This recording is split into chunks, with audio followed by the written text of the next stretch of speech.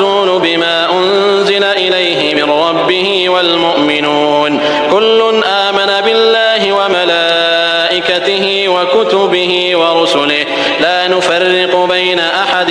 من رسله وقالوا سمعنا وأطعنا غفرانك ربنا وإليك المصير لا يكلف الله نفسا إلا وسعها لها ما كسبت وعليها ما اكتسبت ربنا لا تؤاخذنا إن نسينا أو أخطأنا ربنا ولا تحمل علينا إصرا كما حملته على الذين من قبلنا ربنا ولا تحملنا